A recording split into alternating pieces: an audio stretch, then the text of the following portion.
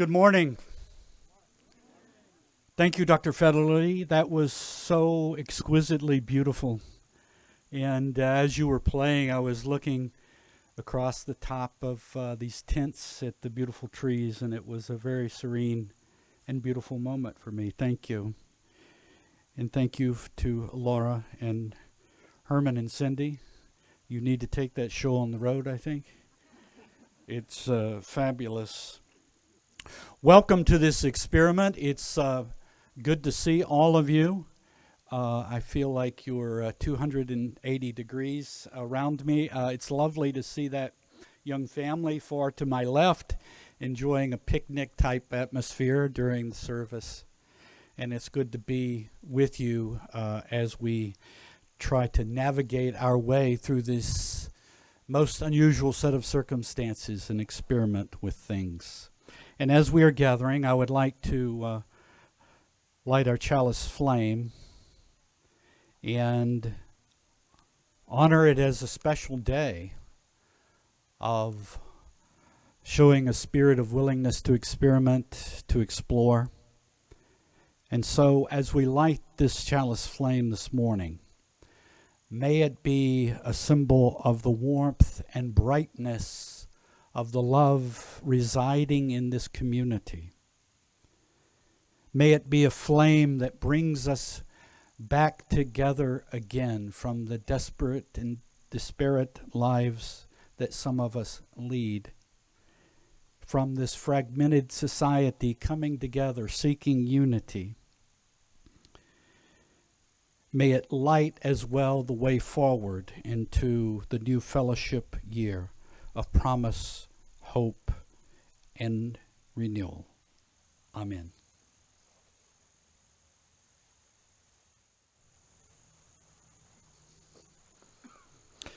David, thank you for that hauntingly beautiful song with such moving lyrics. I think we were all moved and drawn in. Thank you.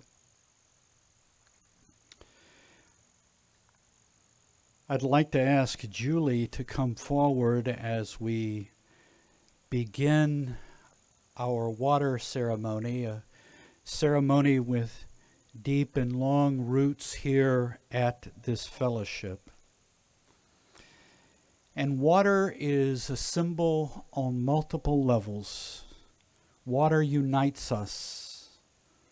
All water is one, shape-shifting as it goes on and on through time and space in its unending cycles. The stream we gather by unites us with all the waters of the world, for all of life ultimately depends on water. That's why this common everyday element on which our very lives depend is now, always has been, and forever will be sacred to the human family.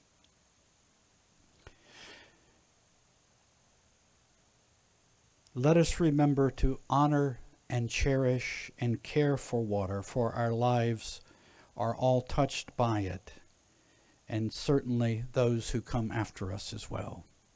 May the waters gathered here this morning remind us of what each of us brings to this community and of the waters that nourish us before we were even born and that continue to give us sustenance and energy for our life journeys and for all creatures on this wondrous earth.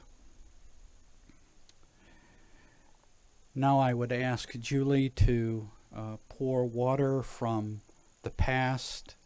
The water which is being poured into this bowl has been collected over the past water services at this fellowship over decades and represents the vitality and endurance of this fellowship.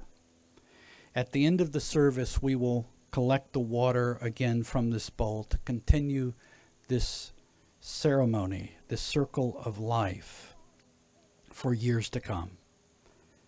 I now invite this community to come forward as they feel so moved in single file to place the water you have collected over this summer into the bowl If you did not bring water with you, we have water for you, which Julie can hand to you. As this is happening, I will read the names of those persons who submitted their names and pictures of places that they took the water from.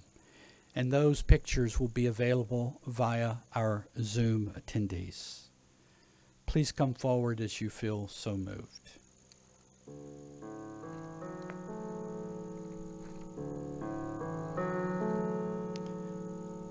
Gus brought water from Laurel Falls in the Great Smoky Mountains and brought a photo. Mitch and Scott got water this summer off the coast of Cape Ann in Rockport, Massachusetts.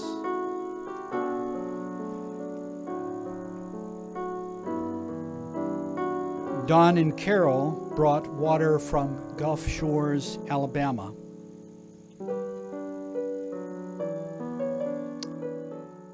Karen Armstrong brought water from Lake Waccamaw, North Carolina. And Sue and Rich Freeman brought spring-fed water from high in the Rocky Mountains during their walking expedition in Colorado this summer.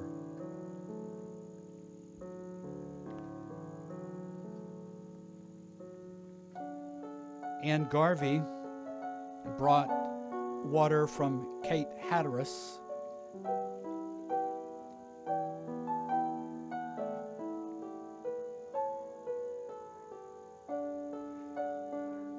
Susan Honeycutt brought water from Snyder Gap.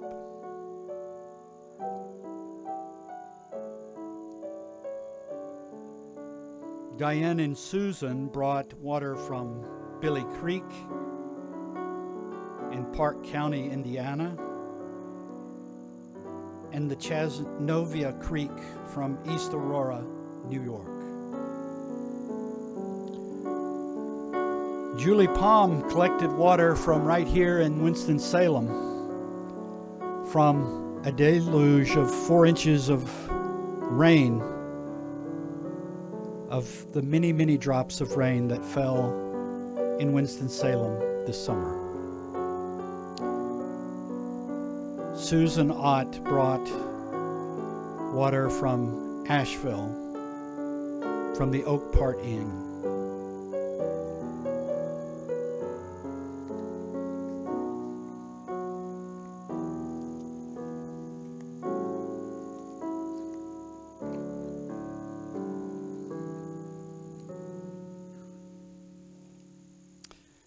Thank you. May we be mindful of this way in which we connect with the past and the present and the future, using a element of nature which is itself omnipresent in the history of life on this earth. I'd like to take a moment to thank the tech team. Could everybody give a little applause for those people?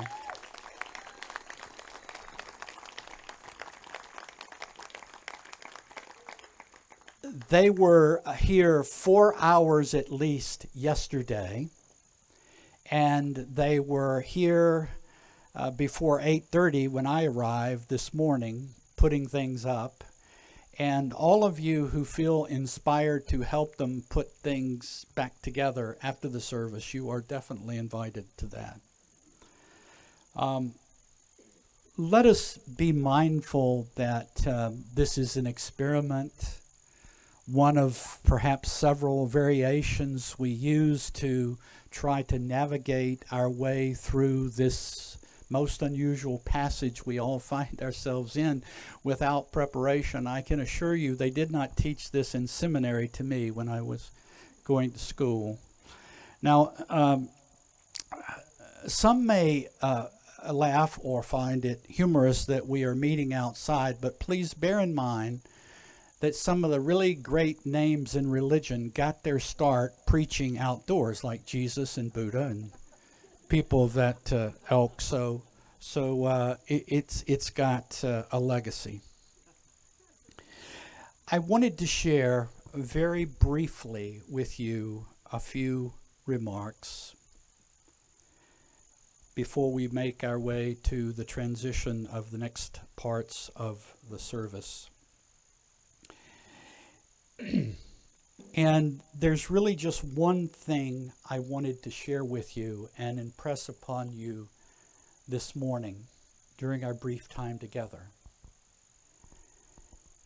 And that is that I believe with every fiber of my being that Unitarian Universalism is a force for good, a tremendous force for good in our world today. There might have been periods of American history where we were marginally relevant or partially important, but right now, the Unitarian Universalist movement offers something of tremendous importance to our society. So as we gather here in this small gathering of people, and as we try to navigate the difficult conditions that we face, let us be mindful that there is a bigger horizon out there, and that is this movement and those present here who represent and embody this movement in the world are a force of tremendous good. Why do I say that? Well, on issues related to LGBTQ plus issues, we're on the right side. On the matter of ecological concern, we're on the right side. In terms of Black Lives Matter issues, we're on the right side.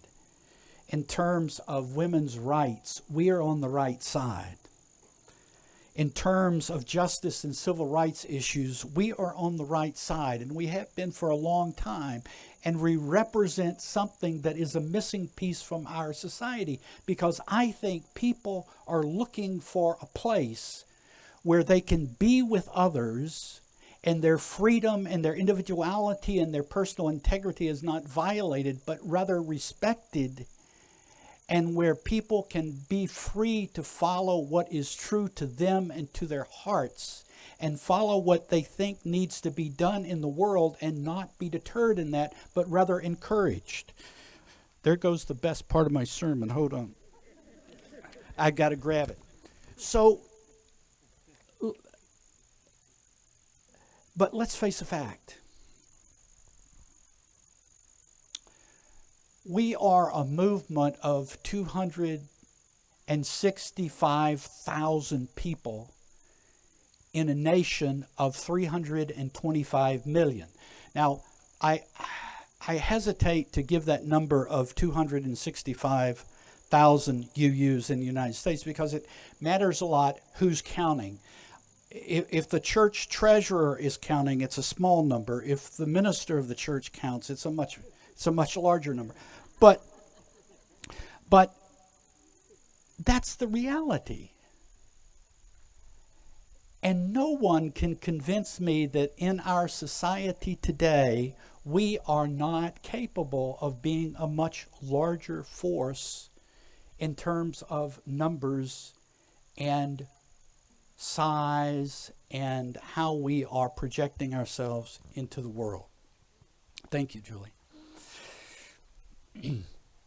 And I think that part of the issue, and by mentioning this, I will close my remarks. Part of the issue is that we need to be a part of a shift in thinking.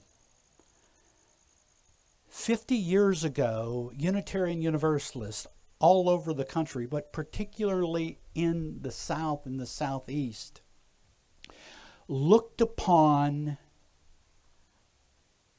our congregations as a retreat, a place to flee to, a refuge.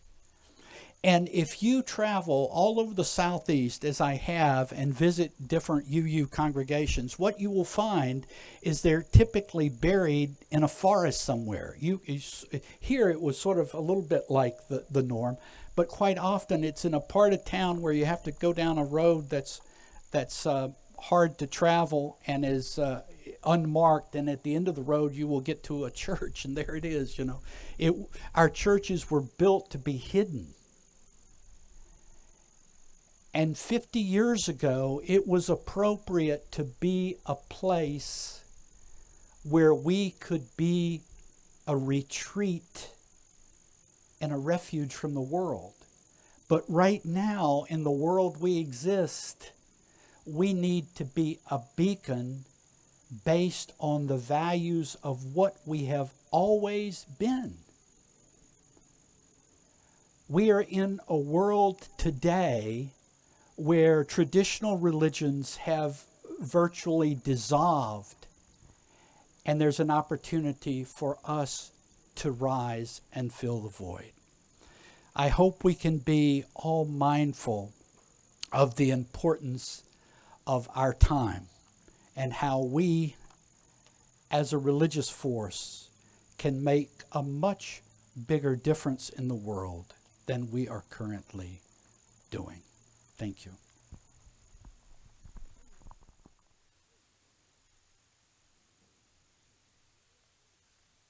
I'd like to share with you some words of meditation that dwell once again on the metaphor of water. It is a reading entitled May You Never Thirst by Erica Barron. May you never thirst. May your body and your spirit always have what they need. When you are in need of refreshment or new life, may the waters be available to you. May you never know a thirst that brings you to death in your body or in your soul. And may your body and your spirit always thirst enough and know enough to thirst, to stay alive. May you know that it is satisfaction with things as they are that leads to the work for justice. May you know the thirst for new knowledge that leads to the quest for truth. May you know the desire for deep connection that creates new and stronger relationships. May you know the spiritual thirst that keeps the soul searching and gives the sweetness of new discovery to faithful followers of spiritual paths of all kinds. May you never thirst too deeply, but may your thirst never be entirely quenched. And now may we join our choir for the song of centering.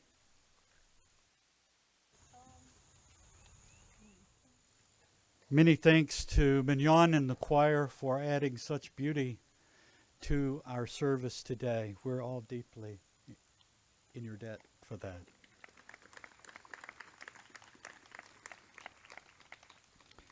I will extinguish the chalice flame today using words from Kay Rice. She writes, it starts with a drop, then a trickle, a burble, a rush of water bubbling towards its destination, and finally the wide, endless sea. All rivers run to the sea. Today you brought water, poured it into a common bowl. And though our experiences differed in so many ways, these waters mingle together as one, signifying our common humanity and our common destination. Today you came and shared in this sacred community, And so may you depart from this sacred space, hearts filled up with hopes for new beginnings, new vistas, new possibilities, fresh starts.